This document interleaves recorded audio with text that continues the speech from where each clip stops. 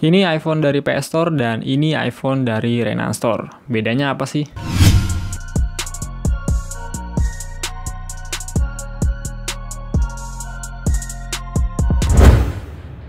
Oke, balik lagi sama gue di sini, dan di video kali ini gue mau ngasih tahu pengalaman gue dalam membeli iPhone di PS Store dan juga di Renan Store. Serta gue akan kasih tahu perbedaan unit yang gue dapat dari keduanya. Buat yang belum nonton video unboxingnya, gue udah cantumin linknya di kolom deskripsi, jadi langsung ditonton aja. Sebelum pembelian tentunya gue menentukan dulu warna apa yang gue pengen beli. Untuk di PS Store gue tinggal chat aja via Tokopedia dan dibales. Ternyata sisa yang warna gold aja, jadi gue pilih yang warna gold. Sementara di Renan Store gue nggak perlu chat sellernya karena di websitenya itu udah tersedia iPhone mana aja yang ready beserta varian warnanya. Jika warna yang kita pilih nggak ada di kolom itu berarti stoknya kosong. Nggak perlu ditanyain lagi, jadi tinggal pilih aja yang tersedia di kolom variannya. Ini dia untuk kedua boxnya. Untuk pembelian PS Store ada di sebelah kiri dan yang Renan Store ada di sebelah kanan. Gue beli di hari yang sama dan sampai ke rumah itu berbeda satu hari. Untuk yang PS Store gue beli via Tokopedia-nya, ini invoice-nya, jadi gue beli yang 128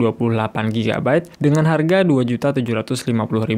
Ditambah ongkir yang reguler 9.000 dan asuransinya 11.000, total jadi 2.769.000. Sampainya itu hari Rabu tanggal 31 Maret. Dan untuk yang Renan Store dia nggak ada Tokopedia, Shopee atau yang lainnya, jadi dia pakai website ya. Jadi kalau mau order online ya via website yang udah disediakan. Jadi gue pesen iPhone 7 yang 32 GB. Kenapa nggak yang 128 juga? Karena stoknya kosong, jadi harus pre-order dulu dan menurut gue itu kelamaan ya. Jadi gue pesen yang 32 GB aja. Ini yang 32 GB juga ada dua pilihan ya. Ada yang pakai aksesoris original, ada juga yang tanpa keterangan aksesoris original. Jadi gue pilih yang tanpa keterangan aja biar sama aja gitu. Kalau kalian mau beli yang original harus tambah uang sebesar 540.000 ya. Jadi gue pesen yang 32 GB harganya Rp2.900.000 dengan ongkirnya 48.000. Itu termasuk packing kayu ya. Jadi kalau di Renan Store itu kalau orderannya selalu dipakein packing kayu, jadi wajar kalau ongkirnya lebih mahal. Kalau di PS Store dia pakai bubble wrap yang tebal banget sih emang. Bedanya sih di situ. Jadi untuk unitnya ini yang 32 GB total harganya itu jadi Rp2.948.000. Sementara untuk yang varian 128 GB itu di harga Rp3.250.000 dengan ongkir 48.000, jadi kisaran itu 3.300.000 ya. Untuk segi harga jelas PS Store lebih murah. 2.769.000 untuk PS Store dan 3.300.000 untuk Renan Store. Kalau untuk kenyamanan packing sama-sama aja sih menurut gua, tapi gue lebih nyaman pakai bubble wrap aja yang lebih tebel, tentunya ongkirnya jadi lebih murah. Kalau untuk kelengkapannya, dari boxnya dia sama-sama warna kuning, tapi kalau kita lihat ukurannya dia berbeda ya. Yang PS Store tuh besar kayak gini, sementara yang Renan Store tuh dia lebih slim. Jadi ada ala-ala box zaman sekarang gitu, yang tanpa kepala charger, makanya dibikin tipis kayak gini. Dan kalau kita lihat di bagian belakangnya, yang PS Store itu ada keterangan varian 128 GB, dan di bagian bawahnya itu kosong. Sementara yang Renan Store tuh ada keterangan varian dan keterangan email di bagian bawahnya sini. Kalau ditanya ori atau enggak, kalau menurut pendapat gue sih kedua box ini bukan originalnya atau bukan bawaan dari si HP-nya. Yang PS Store udah pasti karena di bagian bawahnya itu dia polos, sementara yang dari Renan dia itu ada keterangan emailnya tapi kayak tempelan gitu. Gue nggak tahu lebih banyak sih ya mengenai keterangan email di belakang box, tapi gue bilang begitu karena gue punya box iPhone 6 itu tempelannya beda. Dia tuh lebih rapi dan warna dari huruf-hurufnya tuh lebih tebel, nggak samar-samar kayak gini. Itu sih pendapat gue ya, kalau kalian nggak setuju ya nggak apa-apa. Lagi pula di websitenya Renan kan juga dicantumin yang ada aksesoris originalnya, jadi kemungkinan besar aksesoris yang ini tuh bukan original. Kalau kita lihat di bagian dalamnya sama-sama ada kartu garansi. Di Renan Store dikasih garansi 1 minggu dengan ketentuan yang ada di sini. Sementara yang dari PS Store itu nggak ada berapa lama garansi yang dikasih, tapi biasanya sih 1 minggu juga.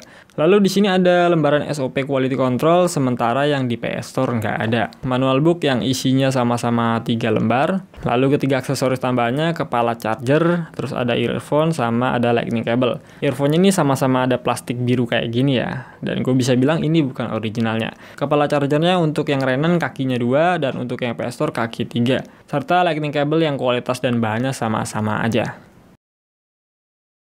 Langsung ke unitnya aja, ini iPhone 7 sama-sama warna gold.